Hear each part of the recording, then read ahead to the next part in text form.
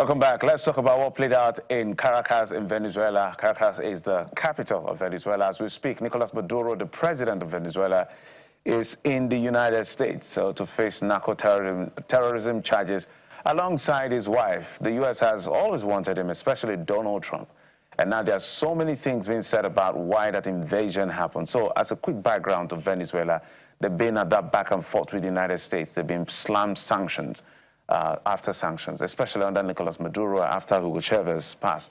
And Venezuela has the highest reserve of oil. Nigeria has about 36 or 39 billion barrel of crude oil in reserve. But Venezuela has over 300, which makes it the highest. But that same Venezuela produces barely about 1 million in terms of output. Even the United States produces about 12 million barrels per day in terms of output. High in sulfur content is on one hand. The other hand is that their oil is quite thick, so it needs a lot of infrastructure, expertise, and personnel. Now, they say all of this is lacking.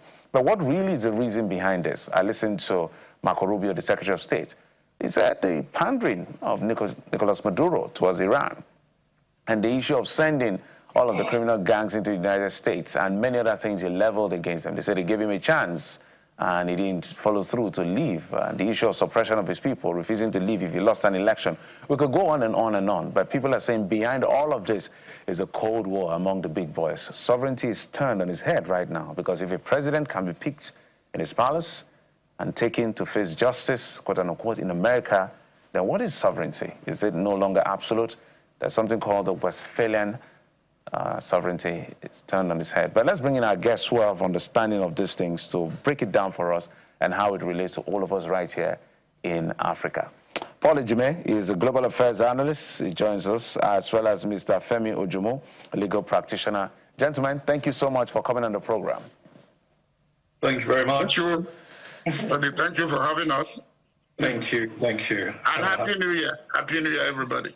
Happy New Year. A joyful New Year to everyone. Good morning.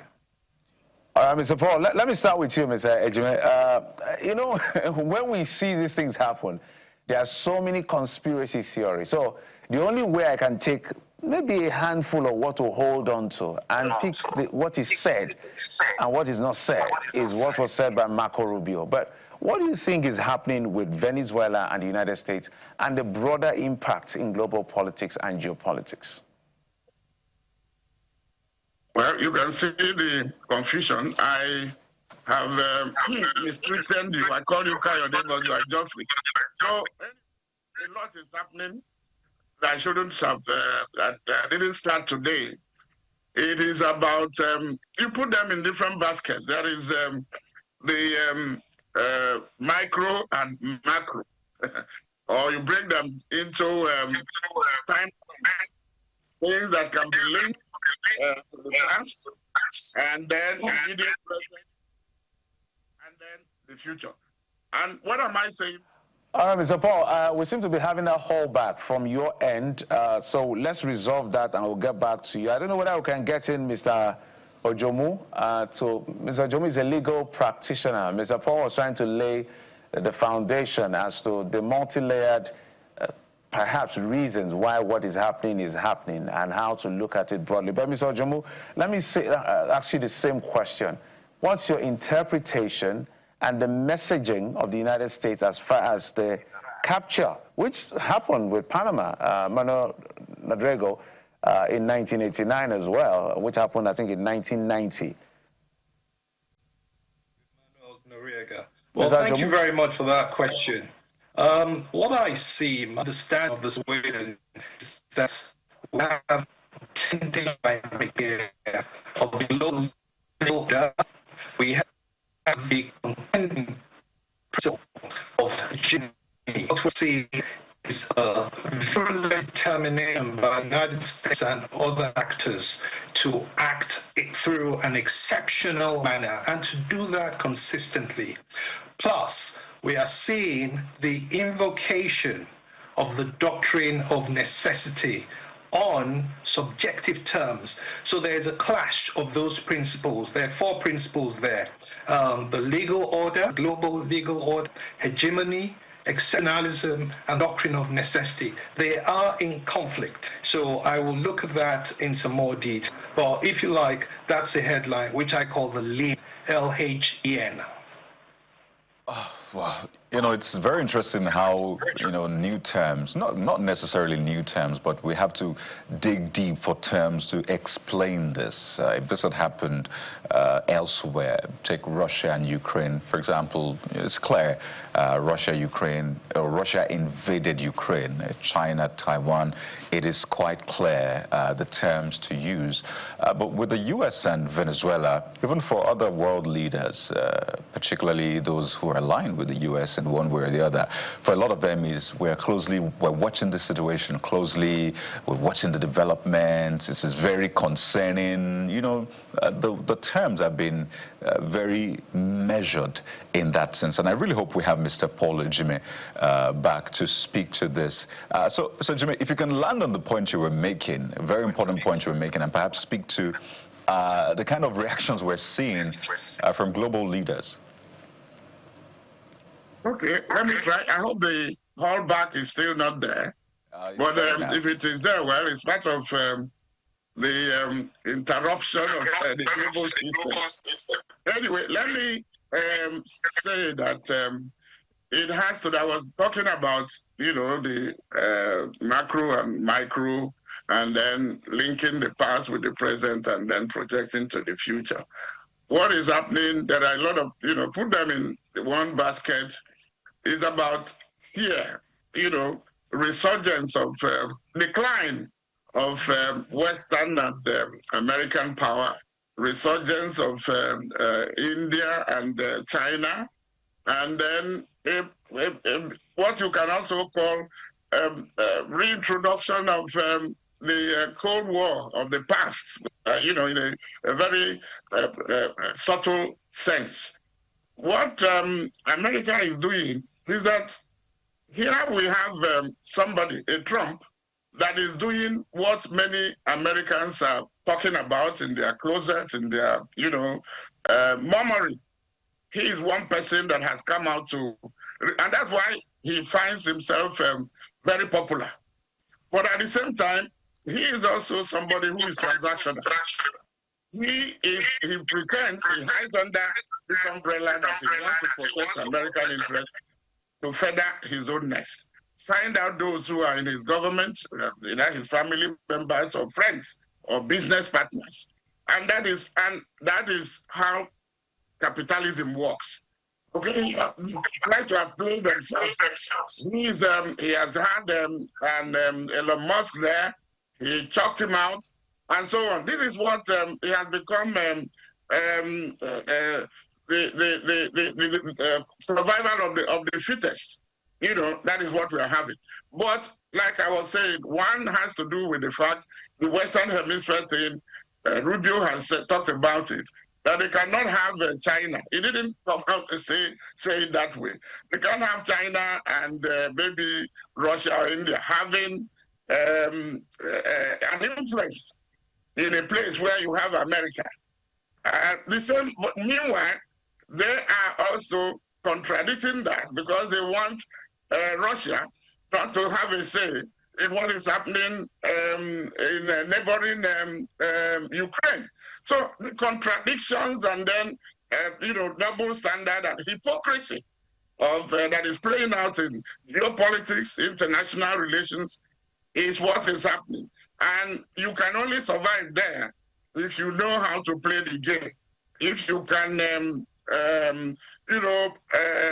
play to the ego of a Trump that now sees himself as the policeman, as the commander-in-chief and of the armed forces of the world, not just America. Okay, and he's doing that with playing into what people say. You say our America. In Nigeria, he says our Christians. Meanwhile, this is somebody who, if you gave him a Bible, you remember the last time he will handle the Bible, he held it upside down. You wonder whether he actually knows where a church is, but he knows what the Americans. So he's a very, he's a strategist. Give it to him, whether it is working, and then ignore him at your own peril. So many people, you can see What have you seen as the reaction from the West, from NATO, from European Union, EU, ECOWAS? I mean, these are their condemnations. What have they come to? Really nothing, because nobody wants to annoy this emperor.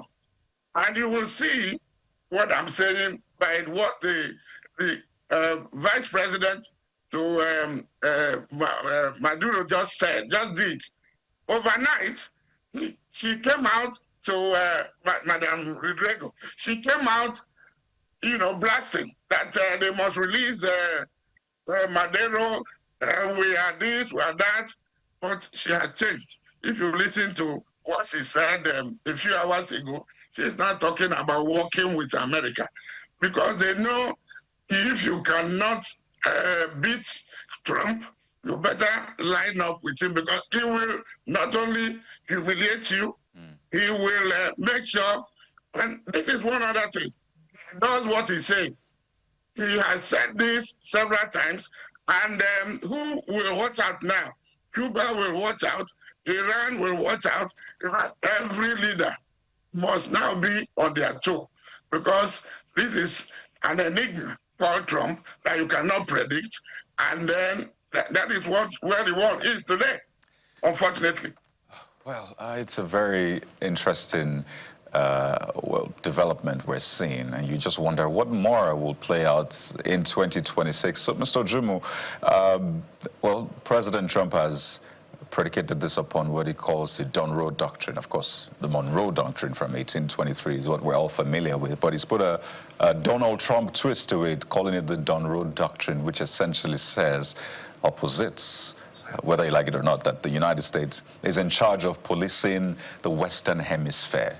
Right. Now, in the face of international law, I don't know if you think that is legal or not, but perhaps more importantly is if he's saying that we are in charge of the Western Hemisphere, so who is in charge of other hemispheres, particularly the one where we're in? And what does international law say about that? Because it looks like we're in extraordinary times. Thank you very much. That's a fantastic question. I think we need to go back only 377 years to the Westphalia Treaty, which established the basis of what we call the bedrock of international law today, i.e. the principle of sovereign equality, principle of non-interference, the principle of adopting and utilizing diplomacy as the basis for the settlement of conflict. So that puts you, if you like, into tension with the hegemonic powers, the exceptionalist doctrine, and of course, the invocation of the doctrine of necessity by people like Donald Trump. Now, what that means in effect within the context of international law and realpolitik is that, yes, it's one thing to have the law, the international law, it's all fancy, but then you have the dynamic of force projection, i.e. the enforcement of policy and will. There is no international body. I mean, the UN, for example, does not have a standing force. The UN acts on consensus, whether at the General Assembly or the United Nations Security Council. Now, when you have superpowers with really dominant leaders like Trump, they are going to act outside of international law. I mean, for example, Article 2 of the UN Charter, talks about sovereign equality. Article 2.7 talks about not interference in domestic affairs. But all of that, as we have seen within the last 14 hours in Venezuela, has completely been capsized. Now, that is not an exception. If we go back in time, in history, this has been, you alluded to Monroe Doctrine, whereby the U.S. was going to dominate the Western Hemisphere. Now, if we go back a bit, 80 years ago, Hiroshima and Nagasaki, under Harry Truman, that was the first time ever that the atomic bomb was utilized anywhere in the world. Okay? Now, that clearly was in breach of international law. But did anybody stop to question? No, because you can't challenge America. America's got the force projection. It will do its will. And if you like, that is an invocation by its very definition of the doctrine of necessity. America will do what it deems is necessary in America's pursuit of its own strategic and foreign policy interest. So there you have it. So it's one thing to have the law, the international law, that's fine. But then you also have the hegemony principle, which is what we're seeing with the likes of Trump, which is what we are seeing with what's his name, Putin. You know, Putin invaded Ukraine on the 24th of February 2022. And what was his reason for that? His reason for that was NATO expansion to his frontiers, and he wasn't going to have that. End of story. How do you challenge them?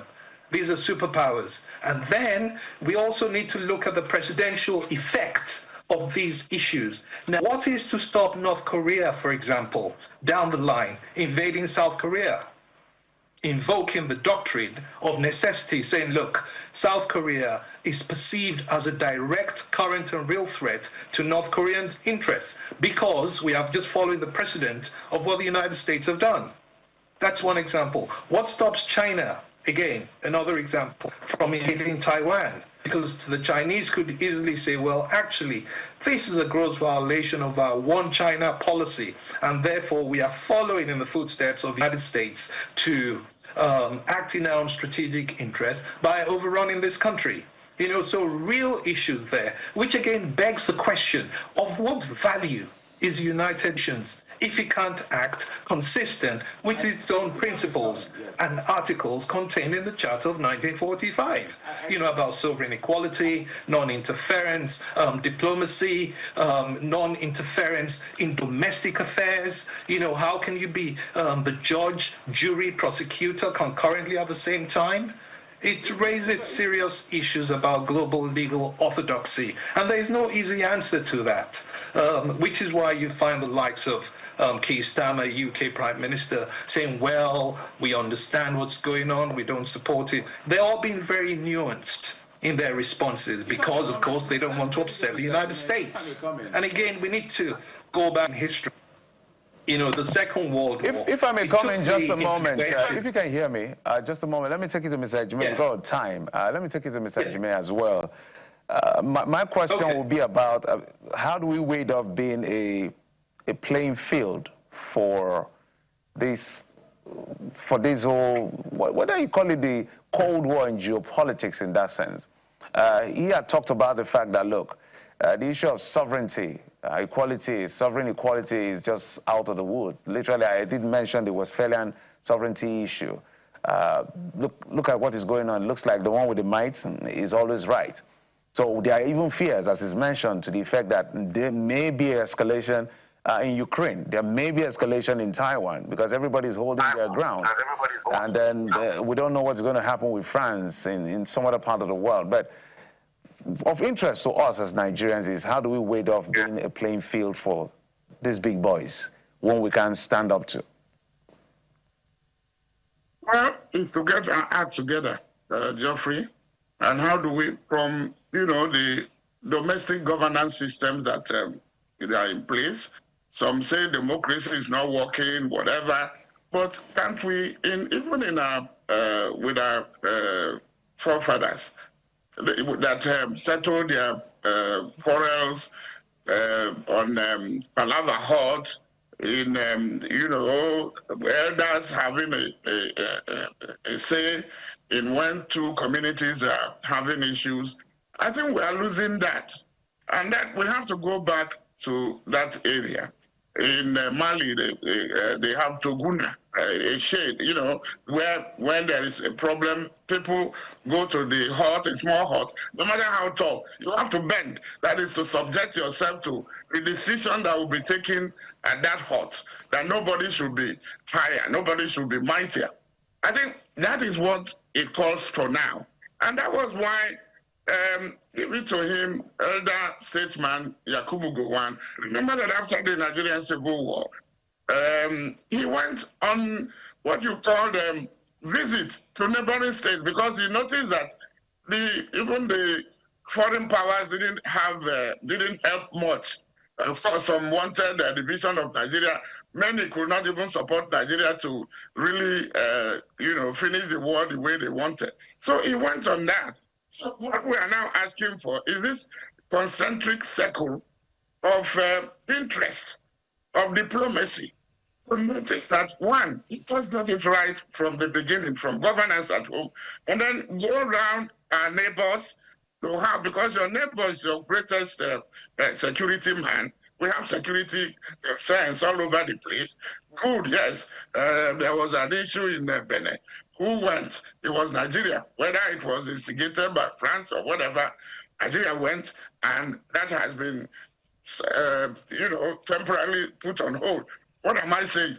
From there, that was why ECOWAS was set up. It's unfortunate that ECOWAS is not working today. Why? Because Nigeria has failed to come to the table to provide leadership. That is why ECOWAS, because ECOWAS is Nigerian baby. If you are now able to get that regional, plan or regional workability, you can, before you go to continental. AU is on his own, just hanging in there. Not to talk about UN that Femi talked about. So we need to come back to the basics. Let it work from the family level to the village, community, and then the nation. And so before you now go to your neighbor, I call it the concentric,